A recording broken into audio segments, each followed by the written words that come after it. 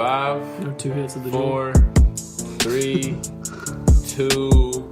Okay, I started too soon. I'm sorry. Welcome to episode 8 of the 1056 Sports Podcast. I'm Trent. Hey.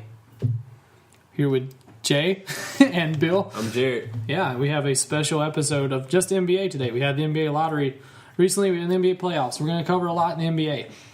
Last night was the lottery. And with the number 1 pick, we have the New Orleans Pelicans. And we get the number 1 pick, the Pelicans. We have 2 Memphis, 3 New York, 4 the Lakers jump up, 5 Cleveland, 6 Phoenix. That one really hurt.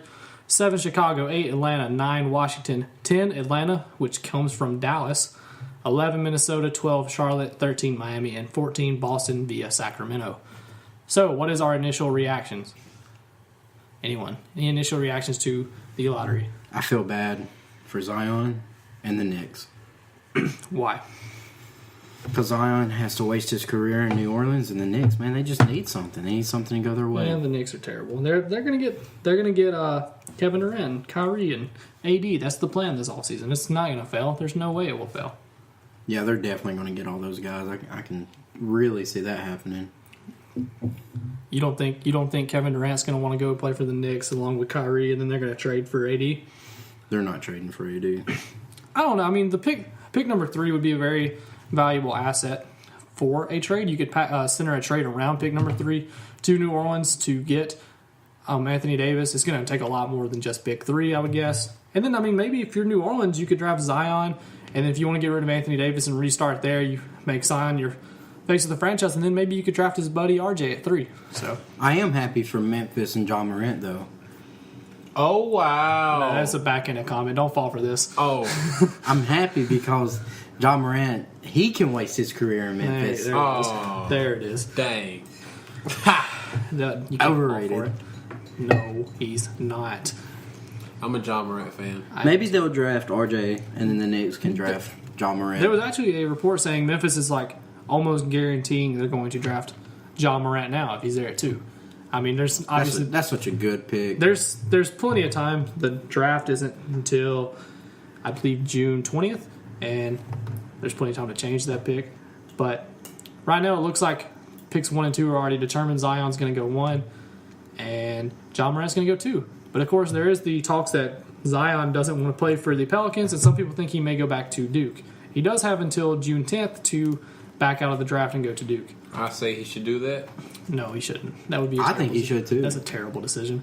You do I wouldn't not say that. turn down a bunch of money to go play in the NBA. It's You do about, if it's in New Orleans. It's about the environment. I mean, exactly what he just Yeah, said. but the thing is, New Orleans. Everybody gets New Orleans a bunch of crap. But here's the thing: this is a different front office than the one that upset Anthony Davis. This is a different front office than the one that upset Chris Paul. You have David Griffin, who built a winner in Cleveland. You have a bunch of new guys. You have.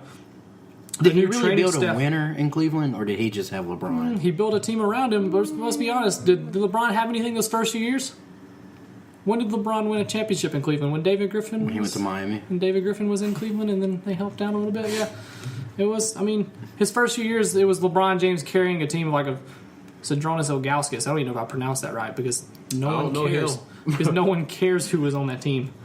Yeah, Anderson Varejao was like the second best player on the team, and then. You're talking about a team I don't even know about. I don't even know these people. Well, there you go. David Griffin's a good GM. He's actually the executive vice president. He's of overrated, basketball just like John Morant. Basketball operations. He will be just fine in New Orleans, and John Morant will go most likely 2. And this opens up the door to maybe Mike Conley finally being traded out of Memphis. Like they could hit the full reset button, go with Jaren Jackson, and then trade Mike Conley out of it. If you think John Morant's overrated, let me hear an That was just one. Okay. There's 5 people in the room. He's outnumbered. But anyways, there's a lot of suitors that could get Mike Conley. The Lakers could get Mike Conley if they wanted him, if they think he would get fit. I don't think that's a good fit with LeBron. The Jazz were interested in Mike Conley at the trade deadline, so it makes sense for them to pursue him. And then the Suns could maybe go for John Morant, Mike Conley. And they could use maybe pick 6, TJ Warren and Tyler Johnson, and then maybe some more to acquire Mike Conley. Why do you want Phoenix to take John Morant so bad? I just said they should trade for Mike Conley.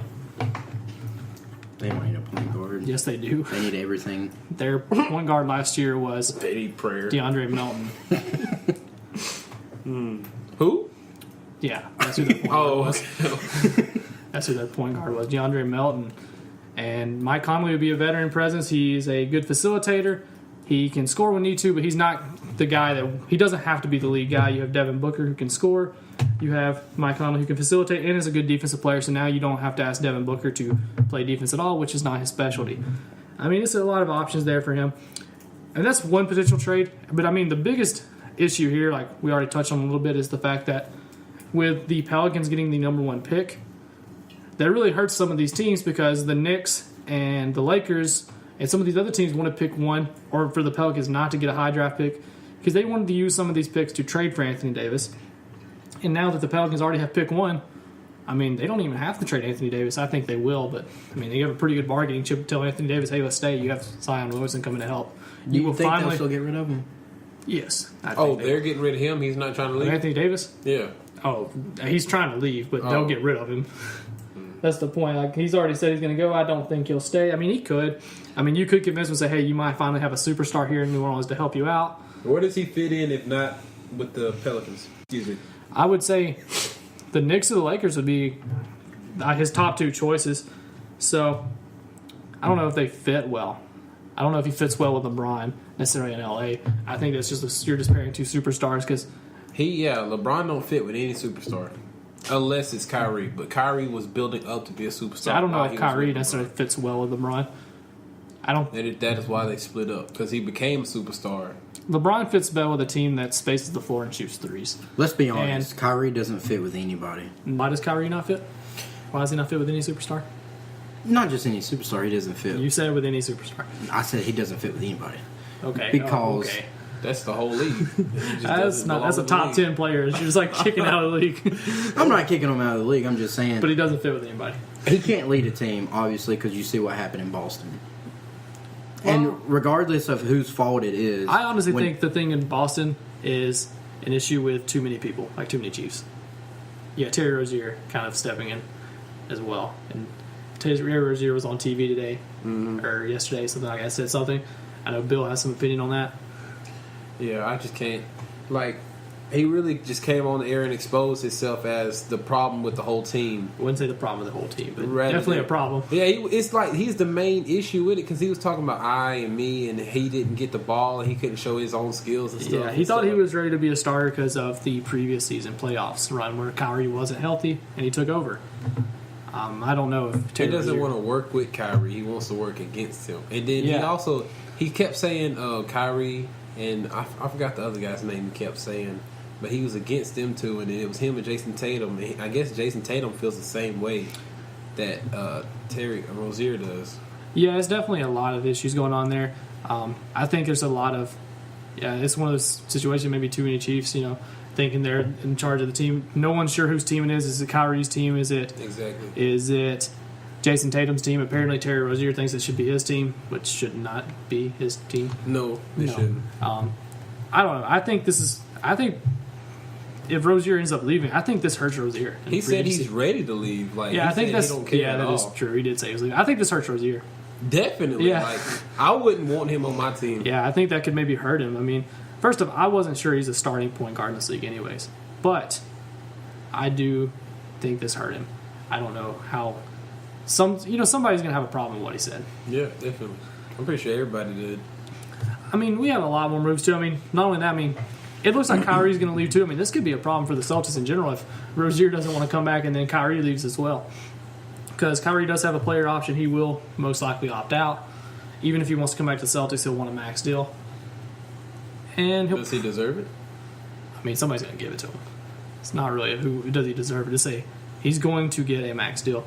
Probably with the Knicks, most likely. So what if the Celtics go out and get Kemba Walker? I mean, it wouldn't be a bad replacement. I don't know how well he fits, maybe because he's a scoring point guard, and it looks like maybe you need if Rozier would want to come back and be the starting point guard and realize, hey, you're not the main guy, you're not the second guy, you need to facilitate. I think Kemba would be a fun player maybe for the Mavericks with Luka Doncic down there. That'd be a fun idea. Yeah. But I mean, and he's very well linked to the Mavericks. I mean, I'd also be interested in Kemba maybe coming to Phoenix just because they need a point guard, but I don't think that would happen. I don't know how that would. We would be one of the worst defensive teams in the league if he goes to Phoenix because Kemba and Devin Booker are not going to be able to shut anybody down on the perimeter. I mean, if I were to look at it, I mean, maybe Kemba and Devin Booker could score with Damian Lillard and C.J. McCollum, but I don't think they could stop doing Damian Lillard and C.J. McCollum, or same thing with Steph and Clay. Yeah, so right. That would be the thing that bothers me. But Kemba would be, he would be an interesting in the Celtics. It's not like if you can sign Kemba Walker, you don't necessarily tell him no. Yeah. I just want to see him go somewhere and win. I think if he went to Dallas, that would really turn around that team. Maybe that could maybe be a move that they needed to turn that team around. I don't know if it would be this next year, but maybe the 2020-2021 season. That would be it. How many more years does he have as an elite point guard, though? He is a smaller guard, and small point guards in the NBA do have shorter shelf lives than most. I mean, look at Isaiah Thomas. He was literally 2 weeks away just about from a big payday and fell apart. I would almost say that he is a system point guard. Who? Isaiah Thomas. I mean, he definitely benefits from the Brad Stevens offense system that he was in. I mean, it was a system, and I mean, that's the way it is. I mean, it's a lot of, if we're being honest, a lot of players are system players. If you're not LeBron James or Giannis or somebody, you're probably not a system. You're probably a system guy. You just benefit from the system being built around you. I mean, if we're being honest, you could maybe argue Steph Curry's a system point guard, even though he's one of the best players, because look at the system that Golden State plays. What are the chances Isaiah Thomas comes back to Boston? I mean, he may come back, but he's not going to be the starter. I don't know. I don't know if I want to rank that. I'm not going to rank that. I mean, maybe is a possibility. It depends on who else comes with him. But I mean, that's an injury risk. He's going to come back for a small deal. He's not going to. They're not going to like. But he loves Boston. He does, and Boston loves him. So I mean, it's a natural marriage. It's just. It's unfortunate because Isaiah was going to get his payday. I mean, he's still making decent money because he's in the NBA, but he was literally just a few weeks away from getting, getting that franchise. Yeah, getting a big contract, like being set for life, setting his family up for life and everything. But that's just the way it goes sometimes. Bad hip, small guard, and that's why Kemba's going to leave Charlotte and go get. He's definitely going to sign a big deal. That's why you're going to see Kyrie opt out and sign a big deal. That's why you will see a lot of these guys opt out and sign a large deal. Clay? Well, Clay is actually an unrestricted free agent. He's not going to have to opt out. He's going to be a free agent no matter what. And the Warriors can't do anything. If he signs with anyone, they're gone. He's not a restricted free agent. They don't own his offer sheet. So, do you think he'll leave? No. Why? I think he likes Golden State too much. It's perfect for his system. He's a great player. He could probably lead a team, but him being in Golden State is just perfect. Him and Steph, even if Kevin Durant leaves. Do y'all think they talk about that in the locker room? Like, sit there and talk about their contract? And maybe not in the locker room in front of everybody, but I feel like... They definitely discuss it. Yeah. I'm sure they discuss it. I feel like KD's the odd man out anyways. I felt like he never felt like he was a part of the team. Yeah. I mean, if we're being honest, Kevin Durant's the best player on the Warriors, but Steph Curry is the Warriors. And if you had to ask them who they're going to pick, they're going to pick Steph Curry because that offensive system was designed for Steph Curry. Steph Curry revolutionized the NBA because, he made a lot of three-pointers. So they spread out everyone and, shot a bunch of threes. And then Kevin Durant came in there. And while he's probably the better player, and if you had to ask who you want to build a franchise around, who are you going to pick? You're probably going to pick Kevin Durant. You're not going to pick Steph Curry until KD's off the board. Is he the best player in the league? KD? Yes. Maybe. I mean, maybe now, but I don't think it's going to matter in a year from now because I think it's going to end up being Giannis in like a year and a half at the latest. Giannis is going to be the best player in the NBA. I mean, that's the thing. KD may never be the best player. He may just be always number 2. He may just get leapfrogged by Giannis. That's tough. It's not a bad thing. It's not a bad thing, no. But he's not even trying to go after number 1 player in the league anyway. I don't think Kevin Durant cares. He does not. I don't know. He acts like he doesn't care, but then again, he has a bunch of burner accounts on Twitter. So, so I mean, I guess it's hard. Kevin Durant's a hard person to read. Even the media people say, don't trust what Kevin Durant says now because in a week from now he'll change his mind. You don't honestly know no one knows what Kevin Durant's going to do in a month from now or 2 months from now. Would you say that LeBron is still a top 5 player? Yes, if healthy.